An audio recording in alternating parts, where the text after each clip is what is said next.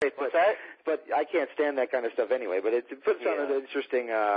It puts it in an interesting wrestling perspective. But yeah, I mean, if you look at the real success of the show, most of the guys that came from there don't amount to that much. Right. Yeah, there's exceptions, but exactly. Right, but getting back to it though, we were talking a little bit about training, and I got to ask you, did you ever think of picking up and training some guys? Because I know that fellow GWF alumni Rip Rogers, who was on the show a few months ago, is one of the main trainers over at OVW. Is that something that you would like to do? I would do it. I probably don't have the time right now. But it's definitely up my alley because I already did that already. I owned a wrestling school in Kentucky, over 10 years ago, 15 years ago with Reno Riggins. Wow. And, yeah, we did it for about a year until I got really busy with WWF, and I had to let it go. So we only turned out a few students. And your former tag partner there with Reno Riggins. Oh, yeah. Reno's a good guy, good technician, good, solid wrestler. Yeah, definitely. One of my 10 most favorite people to wrestle probably in my career, and had some barn burners with him. I've wrestled him for 45 minutes to an hour already in some independent shows. So, and we did what the Marquis said is called wrestling. Wow, and that's what I think our business. I mean, TNA right now is doing a promotion where wrestling matters, but then unfortunately you turn on the show and they're still a little bit too late there, gentlemen. What's that? Yeah, a little bit too late there. Wrestling matters. It always matters. It always did, yeah. Yeah. It just irks me when they say that and they advertise it and they put the promos on there, and then you turn on the show and the first two segments are just long talking segments. It's like, if that wrestling matters, why don't you show something? Yeah, it don't make sense and boring, and everybody's got a microphone. There you go. Yeah. Well, your WWF run, you had a big run, and it didn't last forever, though. And why did it end the way that it did? I have no idea. And that's the God's honest truth. I wasn't, I just wasn't, I have no idea. It was like you're getting T-shirts, you're getting the push, and then... Right, and I ended in 97. Yeah. Ended in 97 because I went with WCW in 97, 98, 99 until Vince bought him that out. But there was no heat, had no heat with nobody. You could have revived Barry Horowitz. You could have made him a heel. You could have did a ton of things with him. Sometimes that doesn't matter. Loyalty, you're in the mix. I mean, I've seen guys that are great workers or can't work it. Never try to figure it out. It's like if you want a friend in the wrestling business, buy a dog. Yeah, that's it. Just don't go near Fuji if you do. Yeah, really. No, seriously though, but I was just about to ask you. I told you I was watching some old WCW Saturday nights, and they had you working guys like Vincent, Virgil, whatever you want to call him, and stuff like that. And you were around there, and you got your own trading card and things like that there. But they never really kind of picked up and continued on with your push. And I, as a fan who had seen you from Florida and global, it was kind of like, look, capable of more here, guys. What's going on? But was it just a case of that roster just being? Because if you really take a piece of paper out right now and write down every name that was on the roster in 97, 98 WCW, it would be one of the most stacked and unbelievable rosters of all time. Sure. And you could probably say that 90% of those guys were either misused or just lost in the shuffle. Yeah. Would you say that you were just one of those? Possibly, yeah. Yeah, definitely. And again, not crying or complaining or anything. When a guy complains or knocks the business and stuff, he needs to reevaluate himself. Was he a troublemaker? Did he show up late? Did he do this? Did he ignore the gym? Was he allergic to the gym? Could he not perform? Then that's there. I don't think I was any of that. The only thing I probably was minus is pharmaceutical enhanced, and I don't go that way. Right. So, and I don't do sexual favors. So, that's it. Otherwise, that's it. I have no idea on certain things.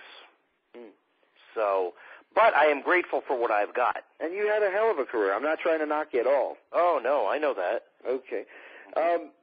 Actually, before the show, we started talking about, your career and things, and one of the things we started talking about was Bobby Heenan came up with a nickname for you, and I was curious if it irked you at all. He called you Horowitz, or... Oh, no. I like Bobby, and, hey, any kind of, any names, exposure, whatever, when it comes to that, is good. It makes people... That's what, there was another guy, you probably know, Mikey Whipwreck. Mm-hmm. And, he called him Mikey Sheep Dip or something like that, sort of ridiculous. And that name got over more than his actual name, and it actually upset Mikey Whipwreck. And it's like, and I think that sometimes Bobby Heenan comes up with those silly things for you because he likes you. Right. And Bobby does like me. I just saw him a month ago. How's he doing? He's doing better. That's good. Yeah, he's slowly getting better and so forth. But he is a good guy and been in the wrestling business for 40 years. You got to love that. Yeah, definitely.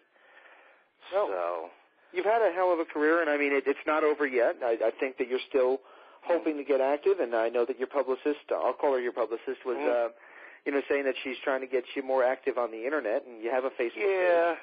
Yes, you know when you strive for something, you strive for something in life, and you could, here's a good example. Dan Marino, he strived to be a great quarterback and did. He did everything to fulfill his dream. He didn't win the Super Bowl. That's fine. He made it there. And then, of course, he made much more money than me, but he got into the Marino, I think it's, Dan Marino's restaurants or whatever, steakhouses or whatever. I know John Shula has that too. And you go on to something else. Right. Yeah. And I'm going to be honest with you.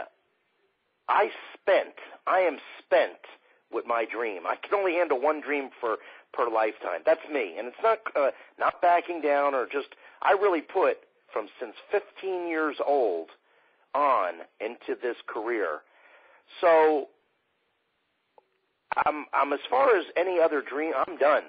I could, I do right now my nutrition work, and I could do other things, and I could pursue them, but I'm happy right now being home every night, and I only work 10 minutes from my home, and I'm 5 minutes from the gym, which I get to dedicate more because I couldn't dedicate it when I was on the road as much as I do now.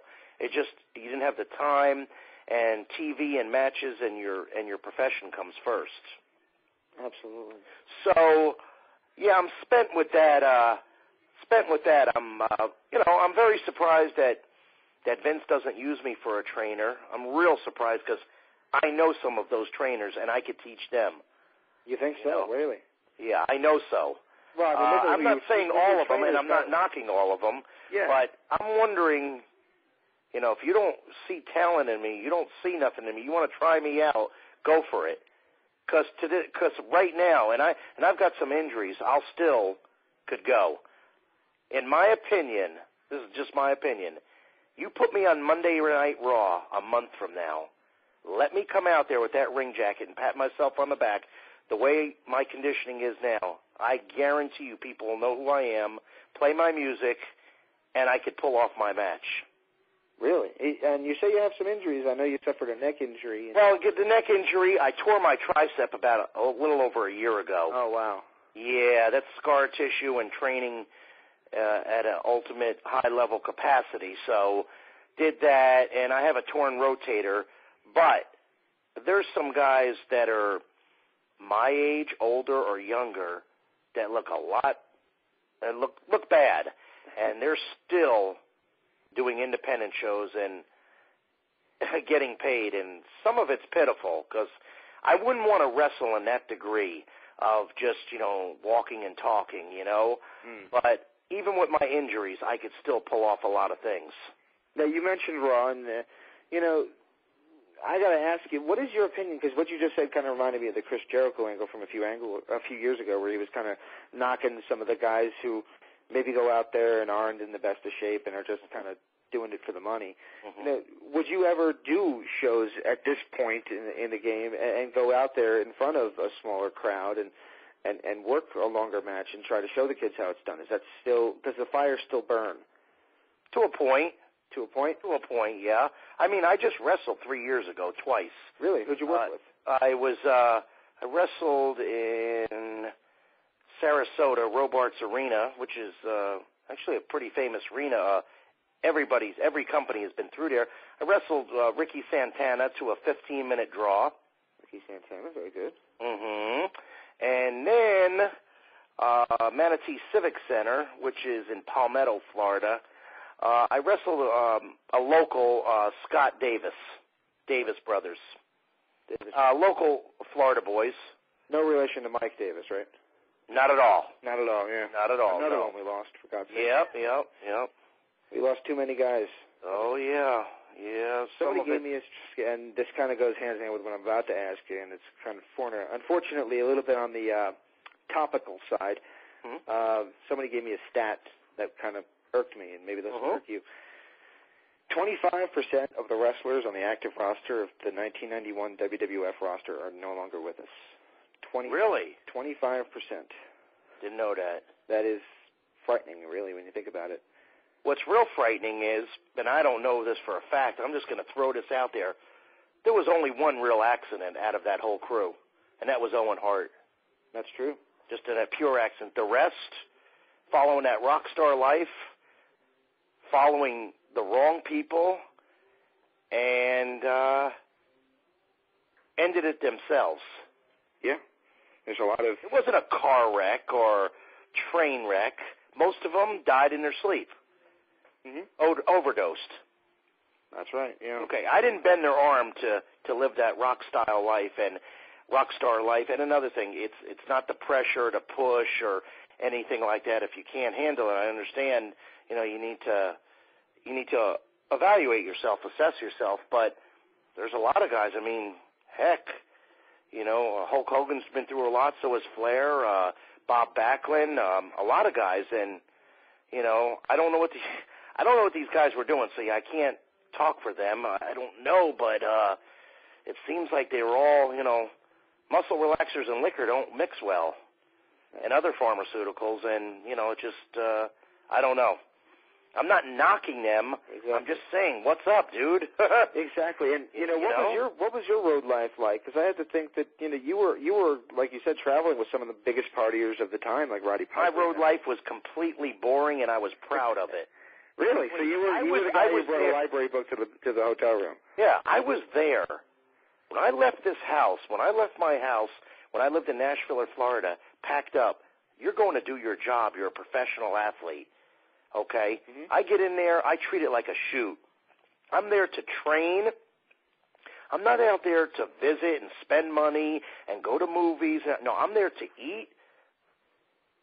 I'm there to find a gym. I'm there to find a tanning place. I'm there to find a rent-a-car.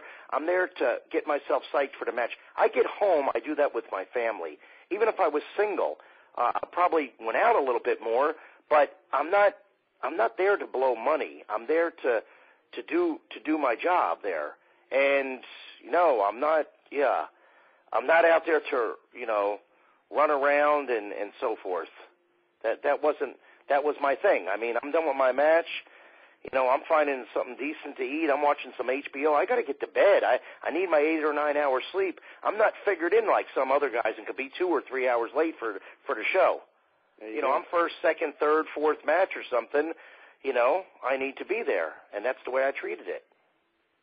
That's very cool, and there's a lot of guys who I think could have learned from that lesson. Oh yeah, and if I went by those guys and did follow them, let's just say, was my push bigger? Was it not? I mean, you know what? I'm not going to justify that, and I'm not going to sway that way. Those days ended in high school and college of being, hey, dare this and dare that. I'm not doing it as a grown-ass man. I mean, it's ridiculous. And you want to make fun of me? Well, that was funny back in the 90s.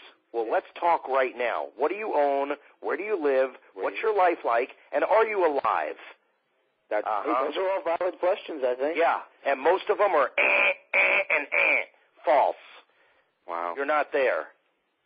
And I'm proud of it. And I'm proud to boast or gloat about it because I'm proud. I didn't do nothing. I'm not, it's almost like I like these guys that are back in the day. They're doing everything, drugs and running around on their wives or whatever they're doing. 10 years later, they're out of business, and they come up to me thumping the Bible and born again. And, well, wait a minute, gentlemen. Wait a minute. I lived that way my whole life. I'm not saying I'm a Bible thumper, but believe in God and so forth. But I did what you're pretending to do now. So you're using